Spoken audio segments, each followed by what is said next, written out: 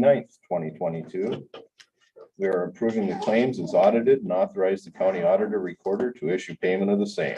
The listings of claims paid at this meeting and all claims paid in the current month will be published as part of the first meeting the following month.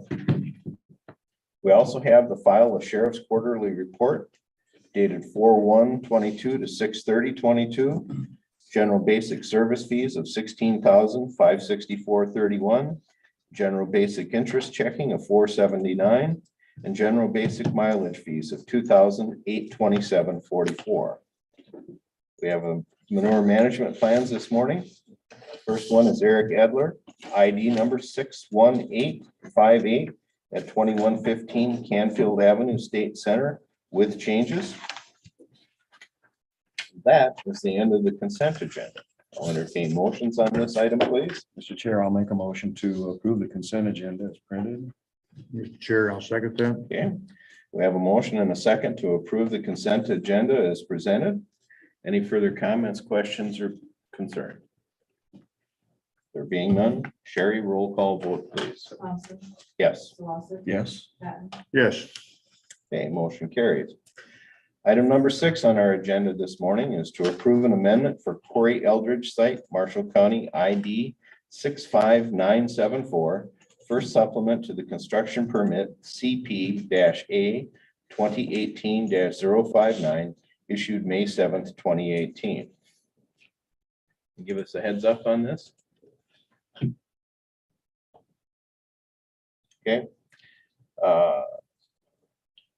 The details on this is basically this is to close out the permit. The animal numbers have been lowered to 1745 head of beef in confinement and 755 head of cattle were not added, and future expansions require a new construction permit. I'll entertain motions on this item, please. Mr. Chairman, I would move to approve the amendment for Corey Eldridge. His site, Marshall County ID 65974, first supplement to construction permit CP -A 2018-059 issued May 7th, 2018, and closed out the permit. I'll second. Okay, we have a motion and a second to approve this amendment. Any further comments, questions, or concerns? And I assume the main reason for this is we're just running out of time on the permit. I believe so. Okay, we have a motion and a second to approve. Jerry, roll call vote, please. Thompson, Yes, Slosson, Yes. Patton, Yes. motion carries. We have some personnel hires this morning. First two are for the Sheriff's Department. Approve a new hire for the Sheriff's Department jailer Jeffrey Grimes, permanent full-time at $20.41 an hour with a start date on or after August 8th, 2022. I'll entertain motions on this item, please. Mr. Chair, I'd make a motion to approve new hire Sheriff's Department jailer Jeffrey Grimes, permanent full-time $20.41 an hour with a start date on or after August 8th, 2022. Mr. Chairman, I'll second that. Okay, we have a motion and a second to approve. Sheriff, any comments before we take this? Mr. Grimes has had worked a career in the package delivery industry. He is a 30-year veteran with that company. He also has some military experience, and he wanted to start a new career in his life. So we welcome him to the sheriff's office, and this will be a replacement for Chase Dobson, who left Marshall County to go to Story County last fall to become a deputy sheriff of Story County Sheriff's Office. So this will be a replacement. Okay. We have a motion and a second to approve. Any further comments, questions, or concerns on this matter? There being none, roll call vote, please. Thompson, Yes, Slosson, Yes. Patton, Yes. motion carries. Item 7B is also for the Sheriff's Department. Sheriff's Department jailer Adrian Mann, permanent full-time at $20.41 an hour with a start date on or after August 15th, 2022. I'll entertain motions on this item, please. Mr. Chair, I would move to approve new hire Sheriff Department jailer Adrian Mann, permanent full-time, $20.40 per hour with a start date on or after August 15th, 2022. I'll second. Okay, we have a motion and a second on this. Sheriff, any comments on this one? Ms. Mann, she comes from working down in Ankeny at a manufacturer, a local manufacturer. looking to get into a long-term career benefits. And this will also be a replacement from Rita Barnes, who retired earlier this year. Congratulations to Rita and this person coming aboard. If there's no further comments, questions, or concerns, roll call vote, please, Sherry. Thompson, Yes. Solosik, Yes. Patton, Yes. Once again, you seem to have no problem filling your areas. Are you up to full staff? We are currently 4 short on our jail division, and that's including the one that was added on July 1st. Sometimes it feels like we're walking backwards up an escalator, but we are moving forward. We have a civil service meeting scheduled for next Tuesday to get a eligibility approval list hire, civil service deputy. So we've had some really good applicants, and I think we're making gains. Well, you've had very good success and people have a tendency to follow good management, so I'm sure it will continue into the future. Item 7C on our agenda this morning is to approve new hire for the treasurer's office, universal clerk, Jade Ish, permanent full-time, 40 hours a week, $17.56 an hour with a start date on or after August 2nd, 2022. Entertain motions on this item, please. Mr. Chair, I would make a motion to approve new hire, treasurer's office, universal clerk, JD, permanent full-time, 40 hours per week, $17.56 an hour. Start date on or after August 2nd of 2022. Mr. Chair, I'll second that. Okay, we have a motion and a second to approve this. Any comments, questions, or concerns? It's replacement and it's within budget. Okay. Anything else? There being none, Sherry, roll call vote, please. Thompson, Yes. Solosik, Yes. Patton, Yes. Item 7D is also for the treasurer's office, universal clerk, Sherry Winters, permanent full-time, 40 hours per week at $17.56 an hour with a start date on or after August 2nd, 2022. I'll entertain motions on this item, please. Mr. Chair, I would move to hire a new hire treasurer's office, universal clerk, Sierra Winters, permanent full-time, 40 hours per week, $17.50 per hour. Start date on or after August 2nd, 2022. I'll second. Okay, we have a motion and a second to approve this. Any further comments, questions, or concerns? Same. Same thing? Okay. There being none, Sherry, roll call vote, please. Thompson, Yes. Solosik, Yes. Patton, Yes. Motion carries. Item number 8 on our agenda this morning is to adopt resolution 2022-0027 for participant in an SS4A grant application. Entertain motions on this item, please. Mr. Chair, I'd make a motion to adopt resolution 2022-0027 for participation in SS4A grant application. Mr. Chair, I'll second that. Okay, we have a motion and a second to approve this participation in a grant. Any further questions, comments, or concerns? This is a resolution to basically just show that the board is supporting us and the engineer's office in participating in this grant application with the new IIJA Act from Washington. There is included another grant opportunity called Safe Streets and Roads for All, which is what that SS4A means. And there will be $1 billion available over the course of 5 years. And so the County Engineers Association, we just decided that we would try to get our eligibility and apply as a group of 99 and then go after some funding for safety improvements. And this is, we're asking each county to do this resolution. And it also involves each county getting its safety action plan either completed or up to date. And we're working with the Traffic and Safety Bureau with the DOT so that report or that action plan production won't cost us anything either. We're going to get that through the state. And those plans can cost between $30,000 and $50,000 to get done. And individually, if we do them as a group and use some other grant funding, we can get them completed more reasonable, I think, than that. We currently have a safety action plan it is approximately 10 years old. And so those are old enough that they don't meet the requirements for this grant. So ours will have to be updated, but they'll use the old one and kind of just, refresh it.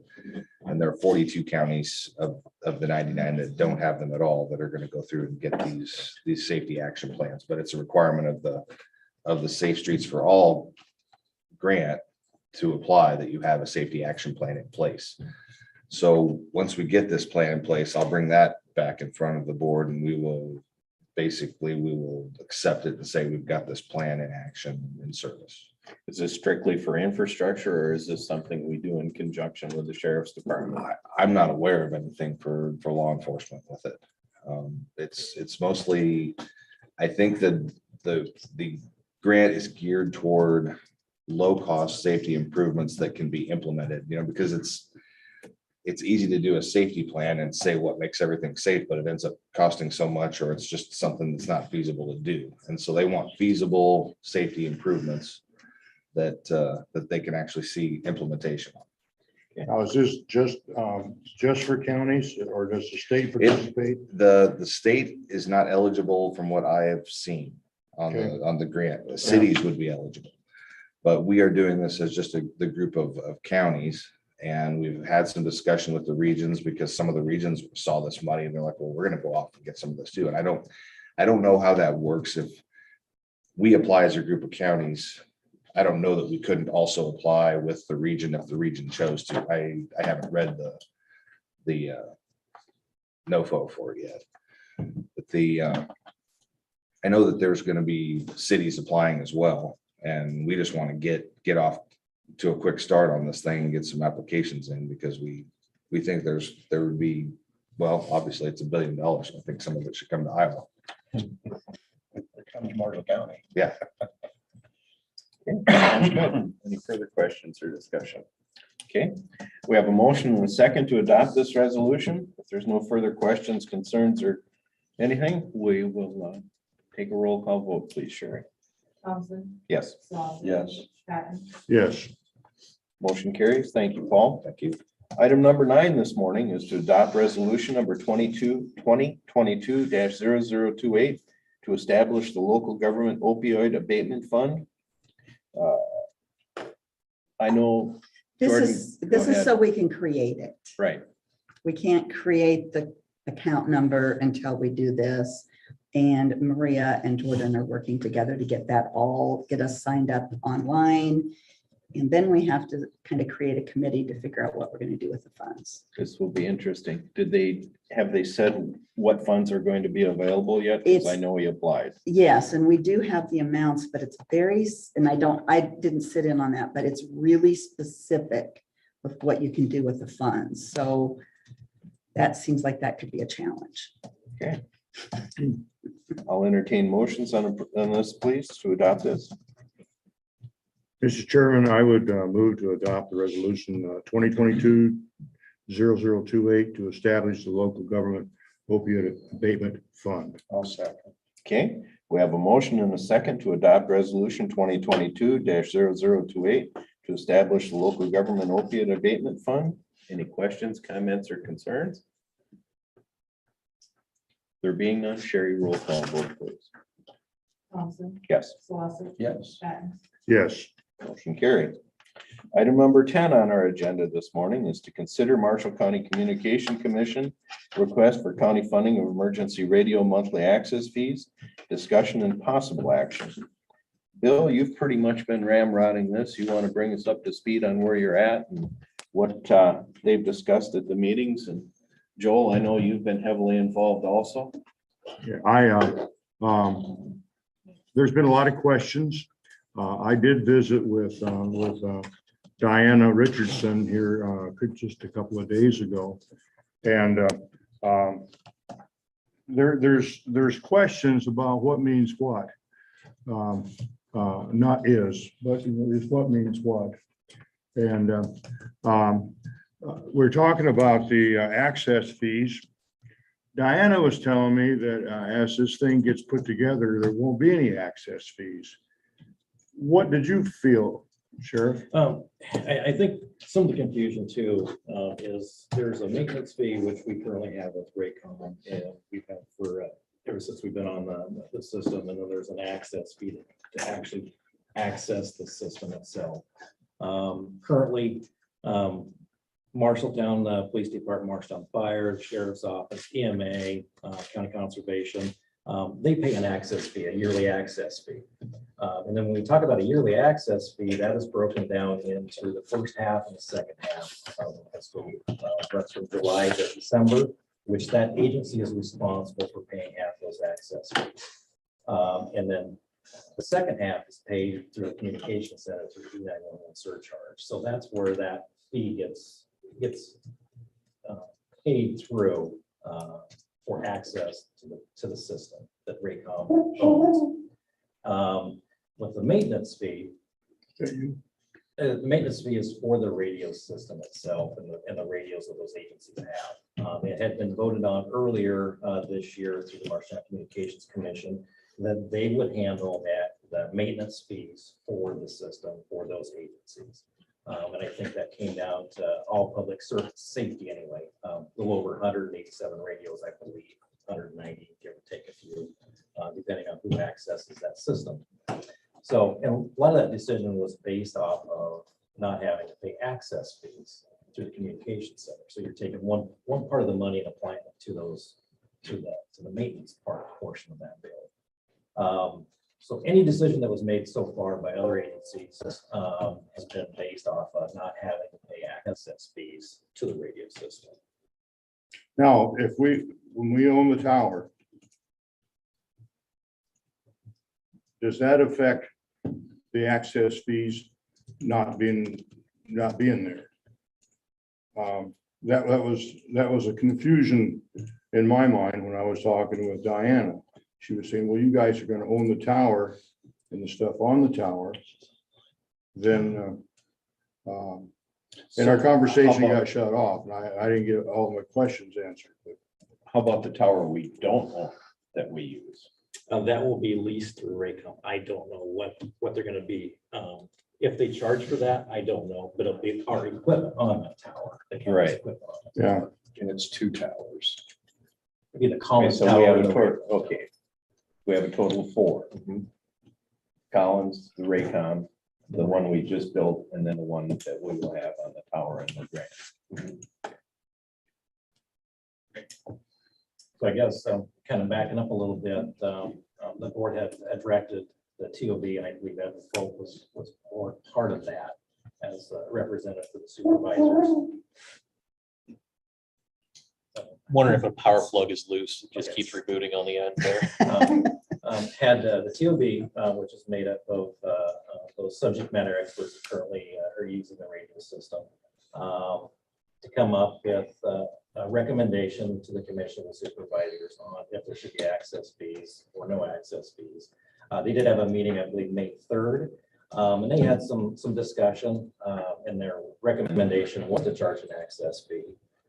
And there was some logistics to that, since the budgets to those entities had already been confirmed, that they were basically no fees for the fiscal 22-23, and then 23-24, there would be a fee for those users, paid and non-paid volunteer entities, and that was based off of current prices, a little over $33 a radio.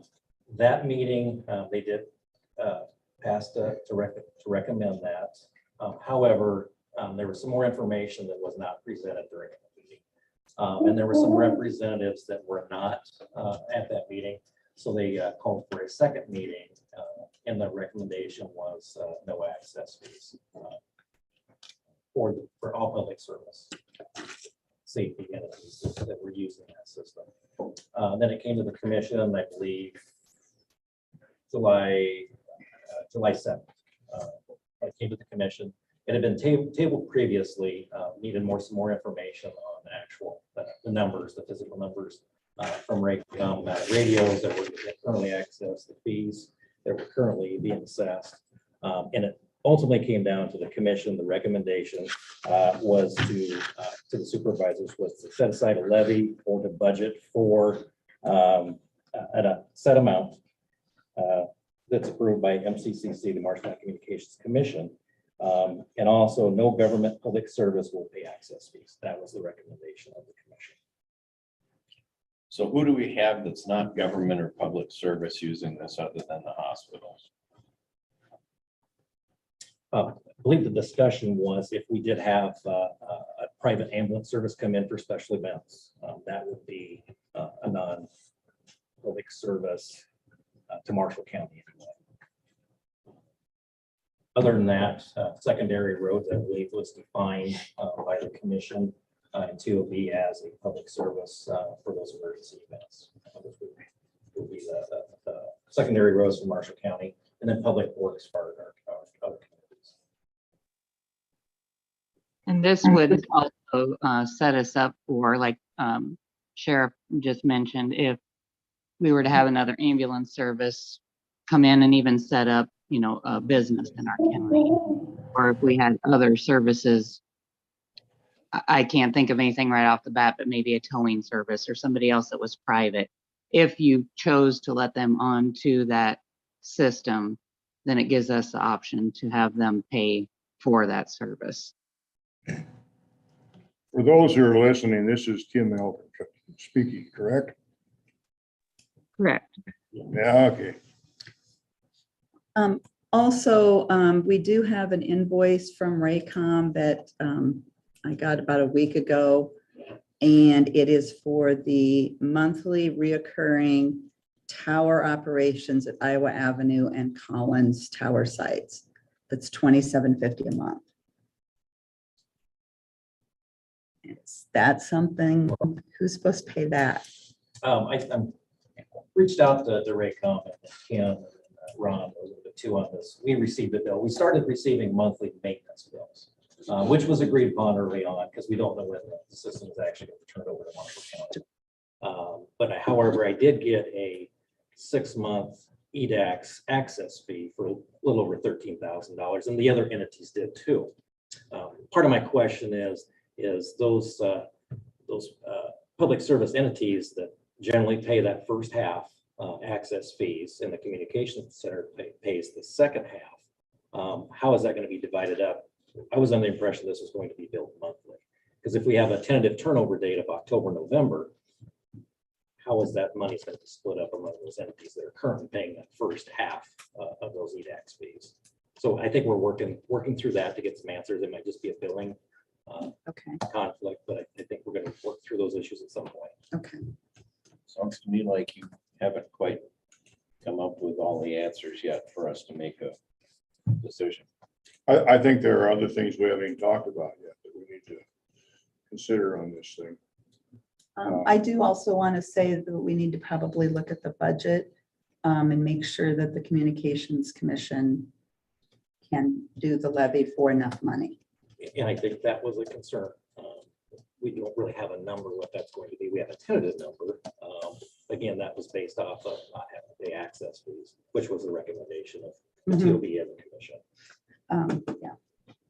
And I think I'll say that was Mary Stubbs' final sentence to me as she was walking out the door. It makes it more confusing because we're in between two different systems and they work, you know, the work the same for our first responders as far as they can use them, but the billing and the access fees and everything are totally different. And so it makes it very confusing.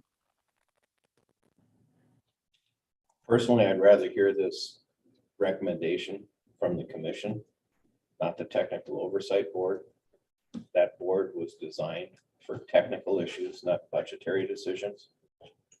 And this is really a budgetary decision. Actually, this did come from the commission, and they recommended this to the commission, and the commission voted to send it to the supervisors. Okay. It was a positive vote. There was only one person that abstained because he felt like he should. Okay. So Sheriff, are you you're thinking about something? I think the consensus of the commission as a whole, if I may speak as the chair, I think they understand there needs to be a mechanism to support the system for long term. So we're not kind of in a situation where we are now, where we have that had to bond for those funds to create that system, to make it a reliable system that works.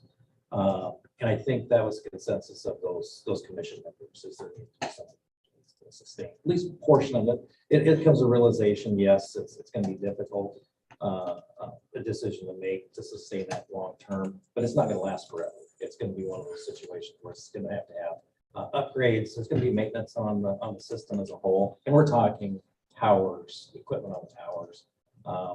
It sounds like from talking to the fire chiefs and the EMS directors that they are willing to, they understand that if they lose a radio, there's going to be maintenance on those radios. They understand that. That's going to be consumables for them. So I think there needs, they understand the buy-in, but they also need to be long-term plans made to sustain this radio system. And it is a public safety radio system, not only locally, but as a state system. That's one of the concerns that I have, is being able to maintain those communications lines between our state partners and our federal partners. And down the road, I mean, everything's changing. Farmers are bigger, schools had to merge, possibly because of this. The fire departments may have to merge, just so they have something large enough to be able to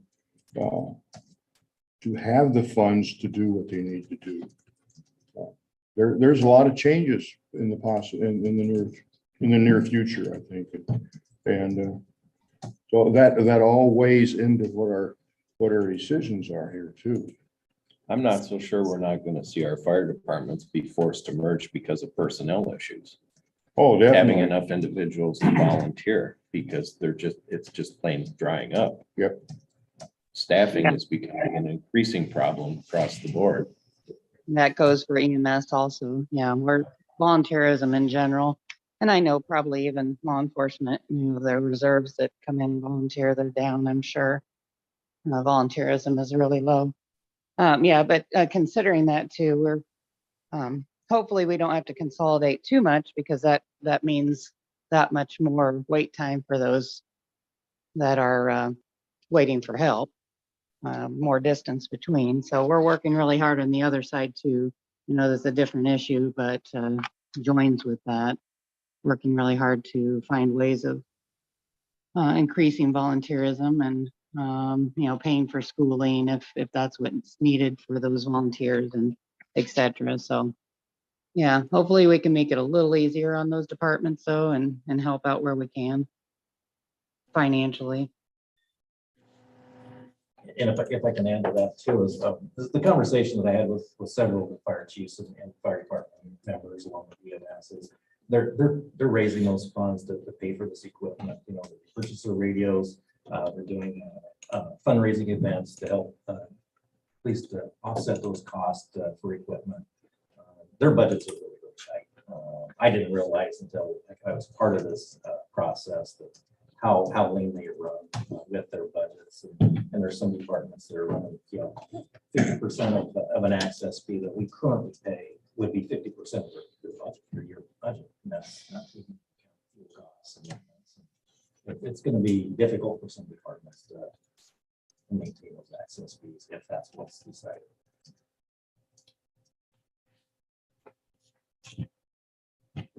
I would, and I don't mean to kick the can down the road, but I think we need to do a little bit more research and pull people's ideas together a little bit more. With that said, I would move to table this particular. We don't have a motion yet, but we can table the whole thing here. Can I ask some more questions here before we Sure. shut down? We're talking about two different things here, and access fees and maintenance fees, am I right? Correct. And the access fees may or may not end up being charged to the county. Depends on what the owners, which is the Marsh County or supervisors to make that decision. Okay. The maintenance fees are already have been approved to pay through the commission. And like Anna brought up earlier, there's has to be a mechanism to pay for that, and they're still gonna be working. That's still an open question. And it's, again, it's based off of not having to pay access fees, those entities. And it's structured over 10 years. I believe the document that I've seen was over 10 years, it could be a $700,000 difference in whether we pay access fees or not, depending on what that maintenance fee would be. Maintenance fees are $25 a radio. I don't know what exactly the maintenance fees are. That would be the lower It's possibility. it's not a per radio, the maintenance, it's not a fee per radio. It isn't. No. Okay. It's a lump sum maintenance expense spread over 10 years for our entire system to include the system users, which are the end users, sheriff's office, PD, fire departments. So they're portables and mobiles, as well as the infrastructure for the network for the system. So, I suppose you could break it down, but that- This is Diana with Raycom. The couple things I just wanted to clarify. As soon as you sign off on the new system, you accept the 2 new sites and the full system is merged with the existing 2 sites.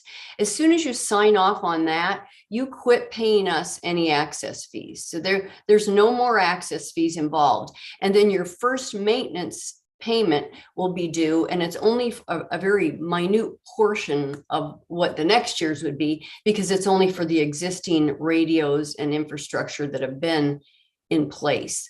And that's all called out in the contract. But one of the things I wanted to mention, because everybody's got, good thoughts and looking at what do we have to deal with down the road here? How are we going to keep this going? I wanted you to know that we also extend the contract. So you're not like, okay, gosh, I've got to buy all new equipment, or I'm on my own to cover the equipment at the end of 10 years. We'll offer you an extended maintenance program. We're doing that with Iowa County, Lynn County, Johnson County right now, because they're at those 10-year milestones. So know that this, we want to keep the system evergreen. We want to keep things running for you. We want to continue to maintain it. So we will look at, as it gets closer to that 10 years, to an extension for you to continue to maintain that system as long as you want it to continue using it. Thanks, Diane. So that changes what was presented to us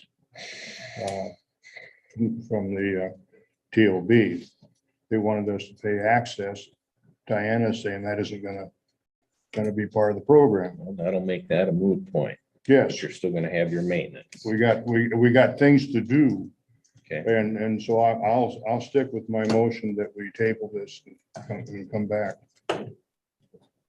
Second that. Date, or Pardon? to a future date, or just table? Why don't we table it until the commission has their next meeting, which will be, do we have that on the schedule? It's Thursday.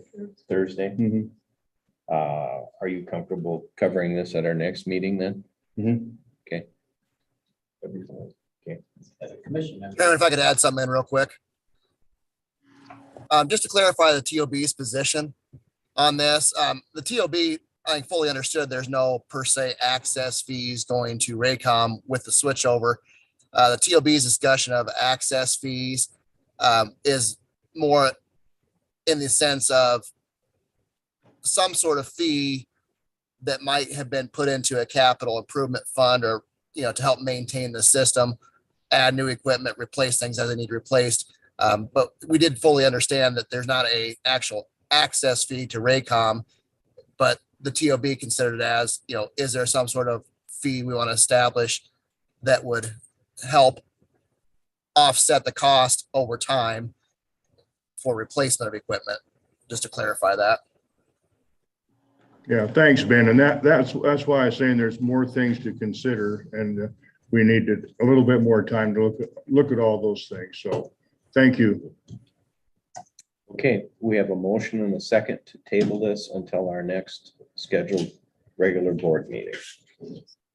What's that? It's this Thursday.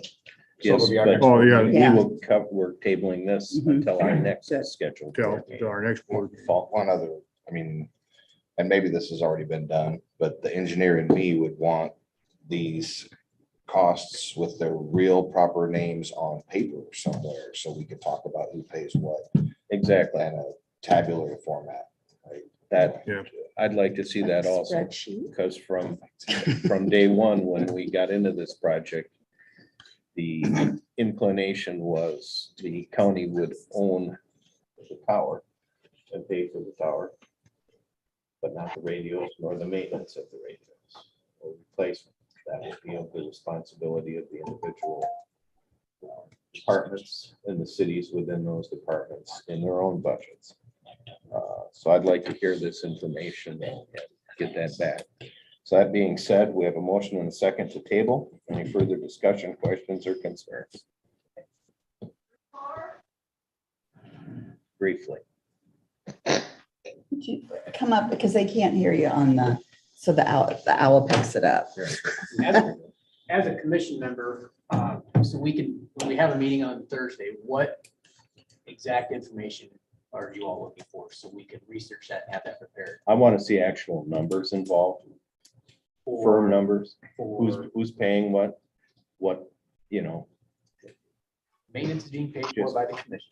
The radios are, I think all the departments, as the sheriff said, wholly understand that the cost of those consumables are on those individual agencies. I guess for future improvements and maintenance of the system, years 10 through 20, is that the information you're looking for?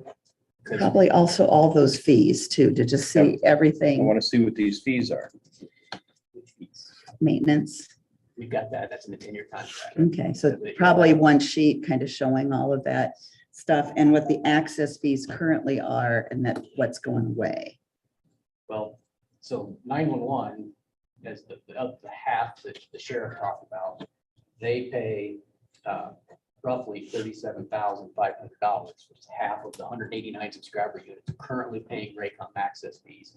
Then there's another roughly $29,000 that's paid for maintenance on the consoles in dispatch, as well as the VHF system. Both of those go away. The console maintenance is lumped in with the overall maintenance contract that we signed. VHS system is gone, and the access fees to Raycom are gone. So it frees up about $67,000 in the E911 budget. All So right, probably laying all those pieces out would help because we are kind of trying to do the old system and the new system Why here don't at the you same work with- time. Brad Fonts, and you guys get all your answers, all your questions, and we'll come back at our next meeting. That being said, we have a motion and a second to table this. Any further discussion? Sherry, roll call vote, please. Thompson, Yes, Slosson. Yes. Patton, Yes. motion carried. Item number 11 on our agenda this morning is items that were previously tabled. This is for review and possible action if it comes off the table. Mr. Chairman, I would move to remove from the table the motion that, or the item that was tabled. I'll second. Okay, we have a motion and a second to remove this item from the table. Sherry, roll call vote, please. Thompson, Yes. Slosson. Yes. Patton, Yes. What have you in mind? I'd like to look at these separately. Is that okay, Steve? That's what the intent was, yes. Okay, so we would, as listed here, that would, the first one then would be the mental health support, which is 229,000. The last conversation that I had with Sarah Tupper was that is also a possibility through the state. It obviously won't be this year yet, but that's kind of where that stands right now. Mhm. I know the other one that we had prior to that, the second judicial took that over and gave him $500,000. That was originally the drug court. Yes. And I'm thinking this could happen too. That's what she alluded to. Okay. So what's your thought on that then? Just let this ride for now? I think it should be decided on right now and then I maybe do brought too. back up again next spring if possible, if that's what we want. These are going to be done with ARPA funds and those ARPA funds will be gone if we decide to take this off the table or not act on it right now. Yes, right now they're being reserved. Okay. So I guess we need to make a commitment here and now.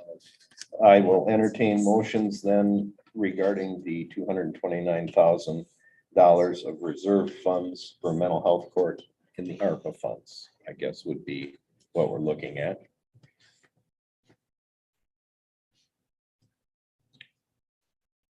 I'm a little reluctant to put money to it if there's going to be money coming for it. I understand.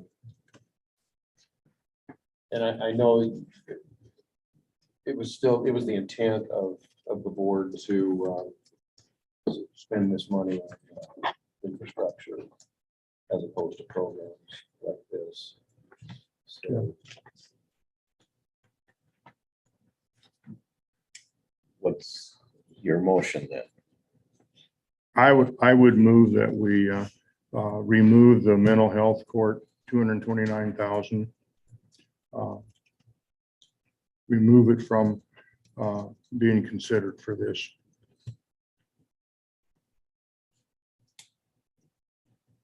can we do it as a negative or can we vote on it as? It would be removed, basically, so it would no longer be committed ARPA funds, if I'm understanding that That's what I, correctly. yeah. I'll second that. Okay, we have a motion and a second to remove from consideration the mental health cart reserved dollars of $229,000 of ARPA funding. That accurate? Yes. Okay, and we have a second. Any further discussion, comment, or concern? There being none, Sherry, roll call vote please on this matter. Thompson, Yes. Slosson, Yes. Patton, Yes. Okay, that portion of the motion carries. That leaves you with the 50% acquisition of the purchase price of the radios for LeGrand and Timber Creek Townships. What bothers me a little bit on this particular situation, and I'll bring it up right on the beginning here. So if I'm wrong, someone can straighten me out. There was ample opportunity for townships to apply for a grant that would help or pay for the radios. And I know that Rhonda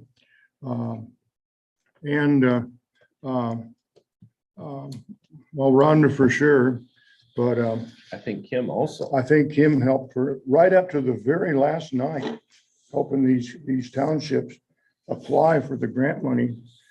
And I don't know for sure that these two townships applied at all. I never did see anything. The townships couldn't, the cities could. Correct. Yep. The cities could. So the cities all did apply, all but a couple were able to get their money. Yeah. But the town. Oh, that Green would, Mountain was different because there's not an incorporated city and they weren't able to, of course, apply for that because they were not. And that was one that we approved earlier, the 50%. That was what we went with on that because they weren't able to apply for those. so funds. Timber Creek would be the same then. There's no Yeah. town. Definitely was the township. Pardon? Timber Creek definitely was the township. That's the township, but there should be Now some what- cities there that, What about LeGrand? Was that township or was that city? Well, that was, the only one that's not is Green Mountain Fire is the only one that doesn't have an incorporated city. Correct. Okay. All Yep. the rest have. So an Timber incorporated. Creek has an incorporated city also. Correct. They contribute to an incorporated city. So they're wanting part of their, from what I understand, they're wanting help with their part of the contribution. Is that how it's written? I think the townships are wanting assistance. Yeah. But I think Kim, you were the one that brought that to the ARPA committee. Yeah, I think Rhonda may have. You, I didn't, yeah, but you yeah, and Rhonda.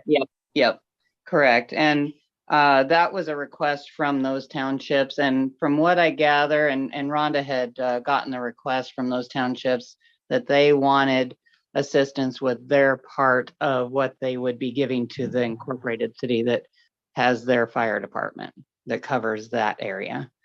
The other townships were all able to come up with their funding that needed to be come up with.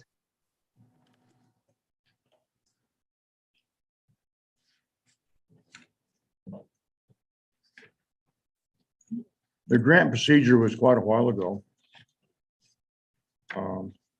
And those towns that did it and got it have the money. Did these two apply for the grant? All the other cities applied and received.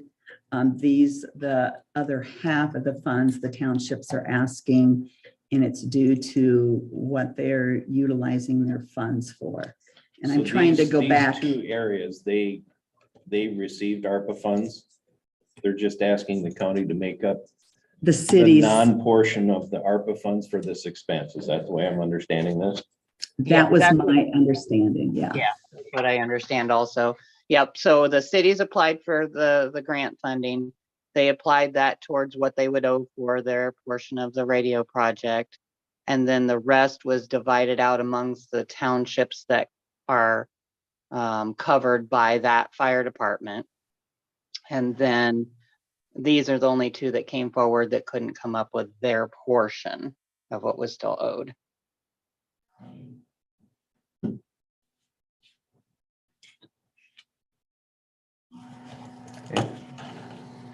I'll entertain motions on this item. So done.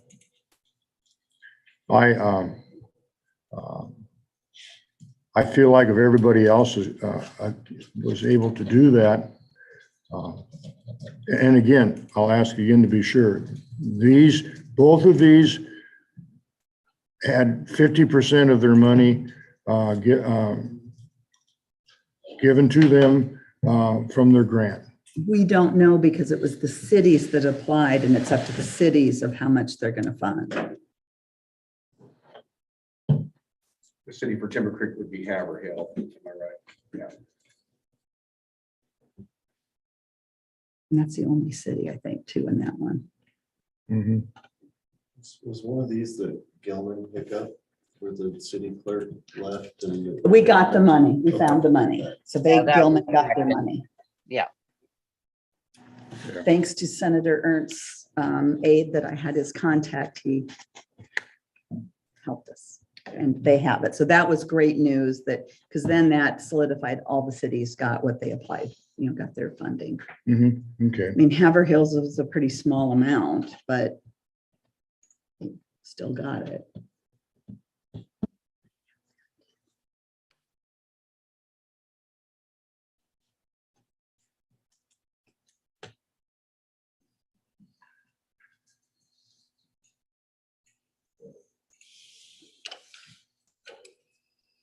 Well, Mr. Chairman, at this point then, I would move to deny the request from LeGrand and Timber Creek Township.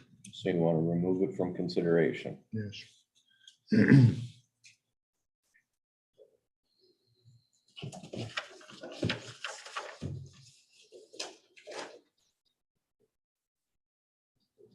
Okay. We have a second. Also, we have a motion and a second to remove from consideration both LeGrand assistance for radio equipment and Timber Creek. Accurate? Okay.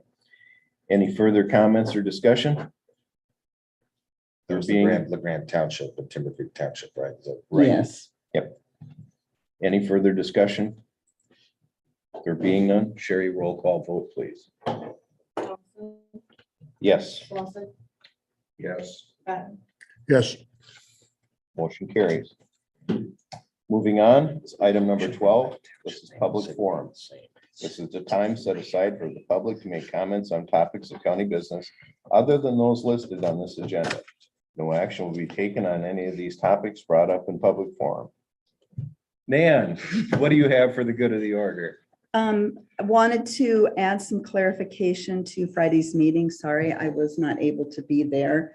On the transfer from general basic, we've had that in our budget every year to make that transfer, Numerous years. but it's never been made. We haven't made anything since 2019. There was a small amount transferred and a little bit in 20 as well. So in April of 19, we transferred 555,000, and in January of 20, so that'd be the same. That'd all be fiscal. That'd be two different fiscal years. Fiscal year 19 and fiscal year 20, we made 1.154. Those are the only transfers that have been made from general basic into capital projects. It's been in our budget every year, but the reason we did not make those transfers is because we had insurance money to spend, and we cannot transfer funds until we need the cash. So sitting at June 30th, we were sitting at a 69% fund balance because those have not been transferred. You authorized that transfer of 3.375, transferring July of 22. If we were to take the balance down to 25% at June 30th, we would have an additional 2.6 mil. Which is still a very high fund balance. Which is a very high fund balance. So it gives us a little bit more latitude. 25 is kind of the standard when you look at what there's even counties that have that kind of written as a resolution, they don't want to go below that point. But so we're still sitting at a very good spot. If we wanted to make any future transfers, we would need to do a budget amendment first, because this was the amount in our budget, was this 3.375. So most of our insurance proceeds have went into capital projects. However, derecho was different. And of course, we've got two natural disasters that we're blending together because we have to do it upright in Marshall County and have two things. So part of insurance proceeds, for example, for the funding we got from our insurance for the trees, that went to conservation. It's just, we've had the two things together, but most insurance proceeds has went directly to capital projects. Okay. One more, it's a lot easier. I am working on, because Great Western Bank was bought out by First Interstate, they are asking for an updated lease. The amount did go up. However, upon further discussion, they're including utilities. So we won't have to pay utilities on top of it. It'll just be part of it. What's the net come to? I haven't looked at that real close yet, but at least that made me feel a little bit better, and we may end up, I think we're gonna end up fine. And we're down to just a few months. It's real close. Mhm. So they're not honoring our existing lease. They want it updated. They have to because of the name not existing anymore. I thought maybe we could, sometimes these things take a long time, and I thought we could just kind of keep pushing it down the road, but this guy seems to kind of be on top of it. So I've got Jordan now looking at the lease they sent us. Okay. So just wanted to let you know that that's coming, and I figured it probably would with when the bank got bought out. But